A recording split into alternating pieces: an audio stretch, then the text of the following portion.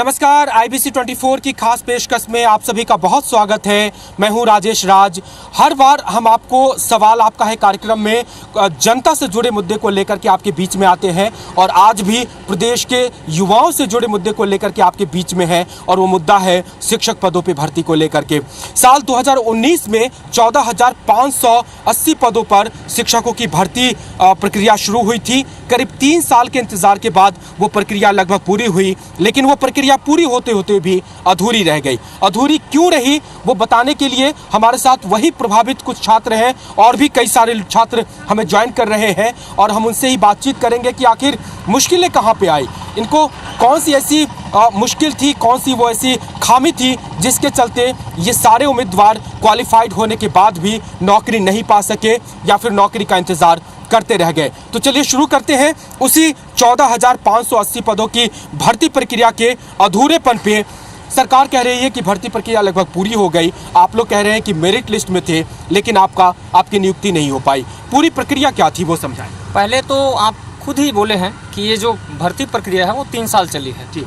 तो 3 साल चली है, तमाम कार्यकाल हुए हैं। मैं ये मानता हूँ कि कोरोना काल जो है बाधित किए हैं भर्ती को, लेकिन उसके बाद में तमाम कार्य हुए हैं। सिर्फ भर्ती प्रक्रिया क्यों रुकी? उसके बाद में इस 3 साल की अवधि में अनेक नियम भी बदले हैं, जैसे कि बीच बीच में बदल गए। नोटिफिकेशन अलग था लेकिन उसके बाद बदला गया। तो कहीं ना कहीं ये समस्या हुई है जिसके कारण हम लोग जो मेरिट लिस्ट में हैं, जो 73 नंबर भी पा के जो बचे हैं हम लोग, तो हमें लगता है कि अभी भर्ती पूरी नहीं हुई है। और ये भी हमें पता नहीं है कि रिजाइन पद जोड़ा गया है कि नहीं जोड़ा गया है, नॉट ज्वाइन जोड़ा गया है। एक सवाल ये समझना चाहेंगे, चूंकि आपके साथ प्रदेश के स्कूल शिक्षा मंत्री भी जुड़ेंगे और वो आपके सवालों को अभी सुन रहे हैं, आपके सवाल का जवाब भी देंगे, हमारे सहयोगी उनके बीच में है। आप ये सिंपली बताएं कि जो भर्ती प्रक्रिया शुरू हुई थी उसमें फिर आप लोग कह रहे हैं कि आप क्वालिफाइड थे तो फिर भर्ती आपकी क्यों नहीं हुई? आप कहाँ पे रुक गए, कहाँ पे अटक गए? मेन चीज़ ये है, जो 4,000 सहायक शिक्षक के हम अभ्यर्थी हैं, 4,000 भर्ती हुई थी, 4,000 के लिए विज्ञापन दिया गया था जी। तो उसमें क्या है, वही मैं फिर से उसी बात को, 3 साल की अवधि हुई। अब हमें जैसे मेरा 72.449 नंबर है जी। रैंक एक निकालते हैं तो 4,000 के आसपास था मेरा रैंक। तो रैंक में अब सिंपल सी बात है, मेरा 4,000 रैंक है तो कोई तो अपात्र निकलेगा, मेरी नियुक्ति हो जाएगी। लेकिन पता नहीं ऐसा क्या नियम उसमें हुआ कि 4,000 रैंक के आसपास रहने के बावजूद मेरी नियुक्ति अभी नहीं हो पाई है। आपके साथ क्या मुश्किलें हुई या सामान्यतः छात्रों के साथ क्या मुश्किल हुई कि आप लोग वंचित रह गए? सर, सबसे पहली तो यही है कि 3 साल का जो टाइम था इसमें केंद्र सरकार ने नियम बदला और कहीं ना कहीं जो उस टाइम नोटिफिकेशन निकला था उस नोटिफिकेशन के हिसाब से, जैसे 2019 में जो नोटिफिकेशन था उस नियम को लागू करना चाहिए था, लेकिन यहाँ पे जितने भी नियम बदले वो सारे 2019 भर्ती में लागू कर दिए गए। नहीं तो क्या उसको एक एग्जांपल बताएं कि कैसे आप प्रभावित हो गए? NIOS का जो था उसको ऐड कर दिए है ना, जबकि हमको ये पता है कि बीएड कभी भी प्राइवेट नहीं होता है ना।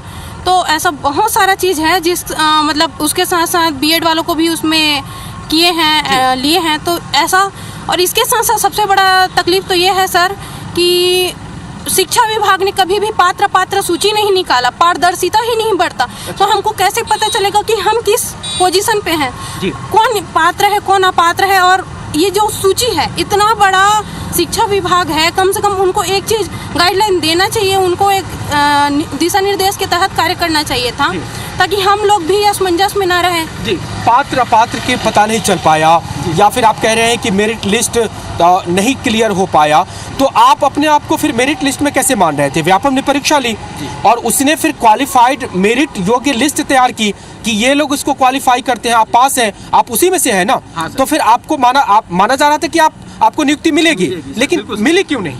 यही तो पता नहीं सर, इन लोग पात्र अपात्र का लिस्ट ही नहीं निकाले तो हम तो जान ही नहीं पाएंगे इस संबंध में कि कौन अपात्र है। जी सर, यही कहना चाहूँगा। जी, तो जो पात्र अपात्र की जो लिस्ट थी, फिर आप लोगों ने कभी अधिकारी से बातचीत नहीं की?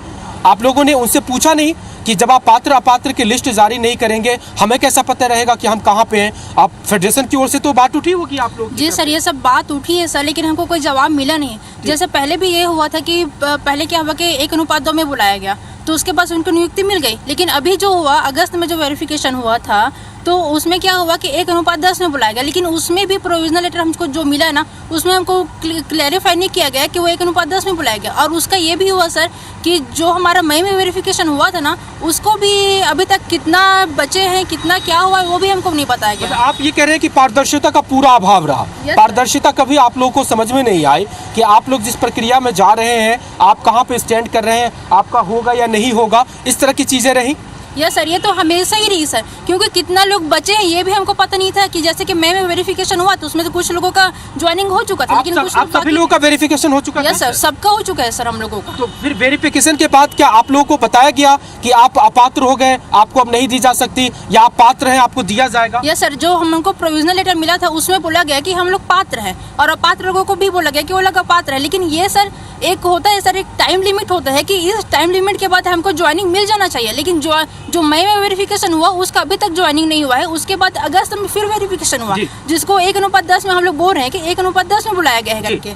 मैं जो समझ रहा कि इस पूरी प्रक्रिया में जो सबसे बड़ा सवाल ये खड़ा हो रहा है कि पहले भर्ती प्रक्रिया हुई 2019 की, व्यापम ने एग्जाम लिया, उसके हिसाब से मेरिट लिस्ट तैयार हुआ, और मेरिट लिस्ट के बाद इन लोगों का वेरिफिकेशन भी किया गया, और वेरिफिकेशन के बाद इनके कहा गया कि आप लोग पात्र हैं, आपको नौकरी मिलेगी, लेकिन आज तक इनको नौकरी नहीं मिली। ऐसी स्थिति रही। बराबर है। एक्चुअली वेरिफिकेशन जो प्रोविजनल सर्टिफिकेट मिला है उसमें साफ साफ ये मेंशन है कि जहां रिक्त होगा पद वहां पर आपकी भर्ती किया जाएगा, आप पात्र हो। लेकिन मेरा कहना ये है कि 3000 पोस्ट बैकलॉग में जा रहा है, रिक्त है पद, तो उसमें जितने भी प्रोविजनल सर्टिफिकेट लेके बैठे हुए हैं कैंडिडेट, उनका क्यों नहीं लिया जा रहा है?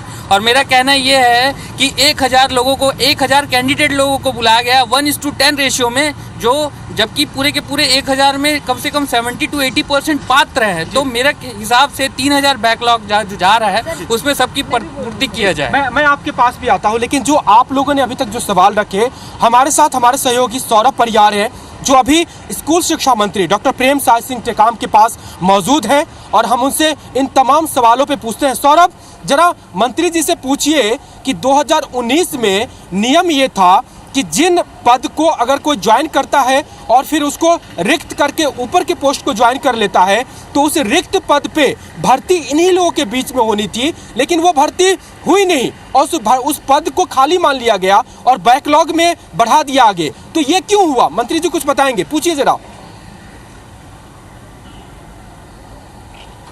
जी बिल्कुल राजेश जी, मेरे साथ शिक्षा मंत्री प्रेमसाय सिंह टेकाम जी है। टेकाम जी, बार बार ये बात आ रही है कि जो आप लोगों ने 2019 में 14,580 पदों पर भर्ती किए हैं उसमें से लगभग 3100 से ज्यादा पद अभी भी खाली हैं, जबकि कैंडिडेट का कहना है कि हमने कई बार काउंसलिंग में शामिल हुआ, हमारा पूरा वेरिफिकेशन हो गया, उसके बाद भी आखिर हमको नियुक्ति क्यों नहीं मिल पाई? ये बार बार सवाल उठ रहे हैं। नहीं देखिए, एक तो नियमित हम लोग भर्ती कर रहे हैं और उसमें 14,580 पद का विज्ञापन उसमें हुआ था, लेकिन कई पद ऐसे उसमें थे जो अंग्रेजी के, विज्ञान के, वो पद के विरुद्ध में जो अभ्यर्थी हैं वो नहीं मिल पाए। हम लोगों ने 6 बार उनको मौका दिया, 6 बार बुलाए, लेकिन जितने बुलाते थे उससे कम आते थे, तो 6 बार उनको मौका दिया गया, लेकिन उसके बाद भी कैंडिडेट हमारे नहीं मिले। उसमें खास करके जो अंग्रेजी के थे वो नहीं मिल पाए, भौतिक शास्त्र के थे वो नहीं मिल पाए, और ST SC के लिए जो आरक्षित पद थे, क्योंकि वो उन्हीं के में भरना था, तो उसमें भी उस पद के लिए जितना उनकी क्वालिफिकेशन था उसके अनुसार से नहीं मिले। इसलिए अगर देखें वो तो 3190 पद उसमें हम लोग नहीं भर पाए, वो उसको मौका देने के बाद भी नहीं भर पाए। लेकिन अभी हम लोग 10,000 और जो पद निकाले हैं उसमें इसको जोड़ के हम लोग विज्ञापन निकालेंगे 12,489 पद के, वो उसमें जो छूट गया था वो भी हम इसमें जोड़ लिए। जी नहीं, आप तो सही बता रहे हैं कि छूट गए हैं उसको, लेकिन ये कैंडिडेट कह रहे हैं कि पारदर्शिता नहीं थी, उन लोगों को मालूम ही नहीं हो पा रहा था कि उनका नाम वेटिंग लिस्ट में आ रहा है कि नहीं आ रहा है। वो काउंसलिंग में जा रहे थे लेकिन उनको जानकारियां नहीं मिल पा रही थी, और फाइनली यही हुआ कि उनको जो मौका मिलना चाहिए था वो नहीं मिल पाया।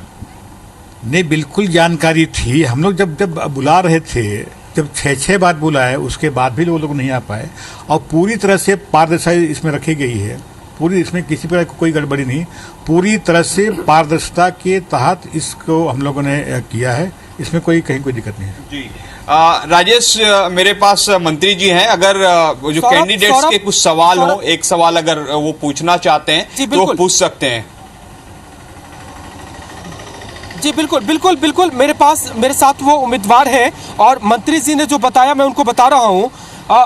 शिक्षा मंत्री जी हैं और वो कह रहे हैं कि 6 बार हम लोगों ने उम्मीदवार को बुलाया, लेकिन जिन विषयों के लिए योग्यता चाहिए थी, अंग्रेजी का, विज्ञान का, लेकिन 6 काउंसलिंग के बाद भी उनको वो योग्य उम्मीदवार नहीं मिले और उसके चलते ये करीब 3100 पद करीब बैकलॉग में जा रहे हैं। तो क्या कहेंगे आप लोग? सर मैं ये बोलती हूँ, कैसे उम्मीदवार नहीं मिले बोलते हैं सर। हम साइंस वाले हैं, हम टीटी पास हैं, हम बीएड कर लिए हैं, हमारा 65+ नंबर है ना, और उसके ऊपर से हमको 7वां लिस्ट में वेरिफिकेशन के लिए बुलाया गया, हमको प्रोविजनल लेटर मिला कि हम पात्र हैं, तो हम कैसे पात्र नहीं है? मैं सर से ये पूछना चाहूँगी, शिक्षा मंत्री से, कि हम कैसे पात्र नहीं है सर?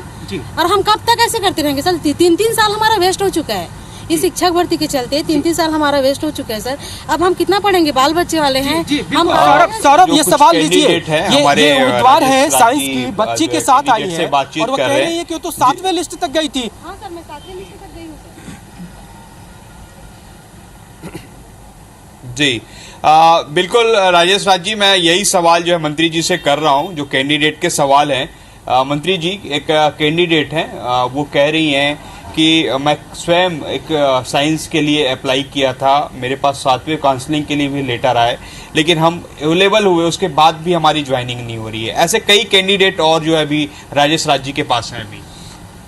नहीं, जो विभाग की जो जानकारी है और मेरी जानकारी है, उसमें हम लोगों ने जितने बार उनको मौका दिया वो पर्याप्त मौका दिया गया।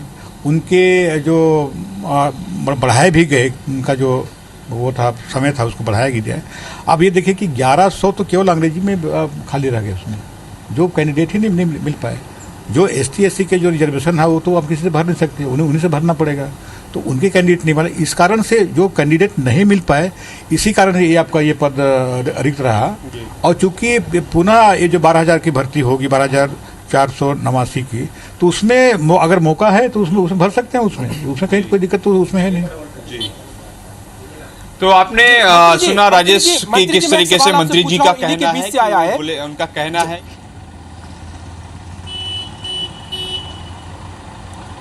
नहीं जी, मंत्री जी एक सवाल ये पूछ रहे हैं, इन्हीं कैंडिडेट के बीच से आया है। वो ये कह रहे हैं कि 2019 की जो भर्ती प्रक्रिया हुई थी उसमें साफ तौर पे लिखा था कि अगर कोई टीचर एक पद को ज्वाइन करता है और बाद में उसे दूसरा मौका मिलता है, वो अपग्रेड पे ज्वाइन कर लेता है, तो जो रिक्त पद होगा उस पे उसी मेरिट लिस्ट से भरा जाएगा। लेकिन उस रिक्त पद को बैकलॉग मान लिया गया और फिर अब उनको मौका नहीं दिया जा रहा है। ये तमाम ऐसे उम्मीदवार हैं जिनकी ये शिकायत है, तो उस पर जरा कुछ कह दीजिए, उस पर क्या व्यवस्था है?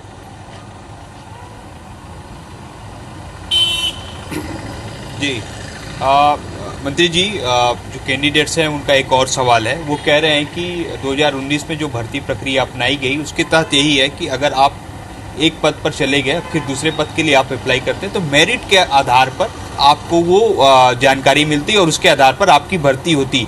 लेकिन आपने जो है इन पदों को बैकलॉग में डाल दिया। नहीं समझ पाया क्या? जी, बैकलॉग में डाल दिया। ये भर्ती जो नियम थे 2019 के, उसमें यही था कि आपने पहले मेरिट के हिसाब से दिया, फिर जो बचे हुए पद हैं उसको आपने बैकलॉग में डाल दिया। क्रमशः आना चाहिए था ना जी, पहले ज़्यादा नंबर को आपने मौका दे दिया, फिर उससे कम वाले को मौका देना था। तो ये कहना है कि ये मौका आपने दिया नहीं और बैकलॉग में डाल दिया गया। नहीं, ऐसा नहीं हो। मेरिट के आधार पर ही हुआ, मेरिट के आधार पर ही उसमें भर्ती की गई। जिनके नंबर अधिक थे उनको पहले मौका दिया गया, उसके बाद क्रमशः नीचे उसमें आते गए। और ये इसलिए बना कि 6 बार मौका दिया गया, भाई 5 बार मौका दिया, उसमें फिर जो रह गए तो उसमें जिनके नंबर थे वो उनको मौका दिया गया। तो इसमें पूरी पारदर्शिता उसमें अपनाई गई है उसमें। जी तो आपने सुना राजेश की किस तरीके से मंत्री जी का कहना है कि पूरी पारदर्शिता के साथ अपनाई गई है, और उनका कहना है कि जो अभी पिछले दिनों कैबिनेट ने डिसीजन लिया है बस्तर और सरगुजा संभाग के लिए, तो उसमें जो है उसको इंक्लूड कर दिया गया और 12,489 पदों पर फिर से भर्ती होगी। और कहना है कि उन पदों के लिए भी अगर ये अप्लाई हैं ये जो कैंडिडेट्स, तो वो उसमें आवेदन कर सकते हैं। जी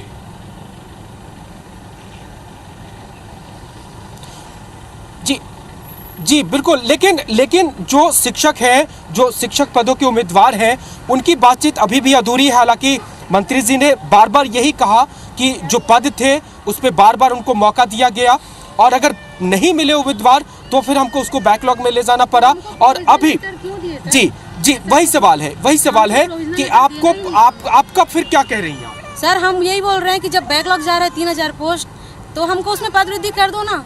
जब हमको आप प्रोविजनल लेटर दे के बैठाए हो, है ना, पात्र हैं तभी तो प्रोविजनल लेटर दिए ना, तो पद वृद्धि कर दो उसमें, है ना। ऐसा तो नहीं है सर कि हम अब आगे और पढ़ते रहेंगे, उम्र निकलते जा रहे हैं। इस शिक्षक भर्ती को हमने 3 साल दिए सर। जी बिल्कुल, क्या कहेंगे? सरकार कह रही है कि उनके पास पद है, वो कह रहे हैं कि योग्य उम्मीदवार नहीं है। आप लोग कह रहे हैं कि हम तो योग्य होकर के सब कुछ लेकर के बैठे हैं, तो आप हमको ही एडजस्ट कर लीजिए, बाकी फिर आप देखते रहिएगा। बिल्कुल, मेरा कहना यह है कि एटलीस्ट जो प्रोविजनल सर्टिफिकेट जितने कैंडिडेट को मिला है तो उनको सबको अवसर दिया जाए, सबका किया जाए, जितने भी कैंडिडेट सबका किया जाए। और मैं एक बात और कहना चाहूँगा कि जो 40+ है, 40+ 2019 में जो 40+ है, उनका भी एक एज होते जा रहा है, तो उनको भी बहुत सारी दिक्कतों का सामना करना पड़ेगा। तो सर जी से मेरा एक ही रिक्वेस्ट है कि जो बैकलॉग जा रहा है और जो जितने प्रोविजनल सर्टिफिकेट जो धारी हैं जिनको मिला हुआ है, तो मेरा कहना है कि उतने लोगों का उनको कर देना चाहिए। सौरभ, अगर आप सुन रहे होंगे इन सवालों का जवाब, उम्मीदवार हैं, प्रदेश के युवा हैं, ये कह रहे हैं कि अगर आपने व्यापम की परीक्षा के आधार पर मुझे मेरिट लिस्ट में माना, आपने अगर वेरिफिकेशन में मुझे योग्य पाया और मुझे प्रोविजनल सर्टिफिकेट दिया, और आपके पास पद भी है जिसकी आप भर्ती निकाल रहे हैं, तो फिर आप हमको पहले भर्ती कर लीजिए ना, क्योंकि हमारी उम्र बीत रही है। ये सामने देखिए, बच्ची लेकर के आई हुई है, ये इनकी उम्र बीत रही है, और जब ये सब कुछ योग्य है तो पहले इनको दे दे। आपसे रिक्वेस्ट कर रहे हैं सर, उस पोस्ट को दे दीजिए जिसको आप बैकलॉग जाएगा, योग्य नहीं है, टीचर ऐसा बोल रहे हैं, उसको तो कम से कम दे दीजिए। जी सौरभ, अगर सुन रहे हो आप, मंत्री जी के साथ हो तो पूछिए जरा उनसे।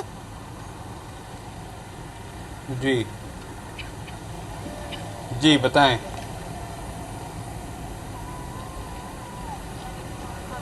जी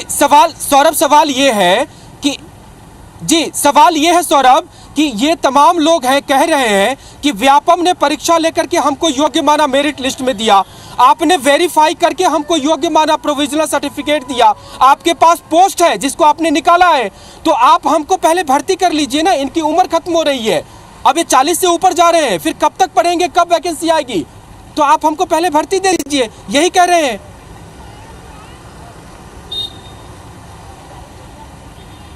जी बार बार जो कैंडिडेट है वो यही कह रहे हैं कि आप व्यापम ने उनको योग्य माना, वो क्वालिफाई हुए, आपने जो काउंसलिंग के बुलाया, फिर आपने प्रोविजनल सर्टिफिकेट भी दे दिया, अब जो बैकलॉग पे जो भर्ती करना था उस पर आप जो बैकलॉग निकाल दिए, जो जिन पदों पर होना था, उनका कहना है कि हमारी एज भी जो है पार हो रही है, तो ऐसे में अब इस समस्या का समाधान कैसे हो?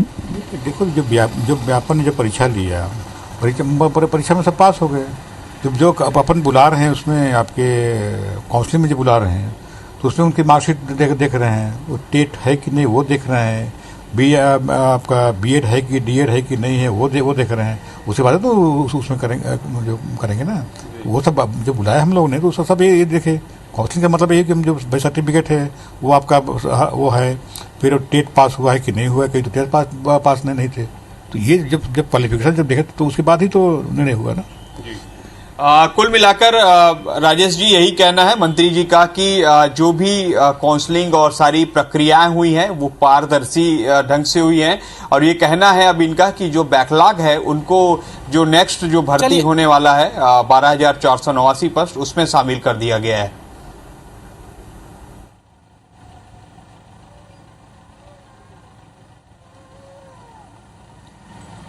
जी बिल्कुल, चलिए सौरभ, धन्यवाद आपका। इन तमाम मुद्दों पे आपने मंत्री जी का जवाब लिया, लेकिन एक जो बात अनुत्तरित है कि ये तमाम लोग 3 साल से इंतजार कर रहे थे और इन्हें लग रहा था कि इनका इंतजार पूरा होगा, पर शायद लंबा खिंच रहा है। बट बहुत बहुत शुक्रिया सौरभ, आप मंत्री जी को लेकर के हमारे बीच रहे, उनके सवालों का जवाब दिए। तो आज के इसमें बस इतना ही, और फिर कभी आप दूसरे मुद्दे के साथ हम आपके बीच में रूबरू होंगे। धन्यवाद, आप देखते रहिए IBC 24।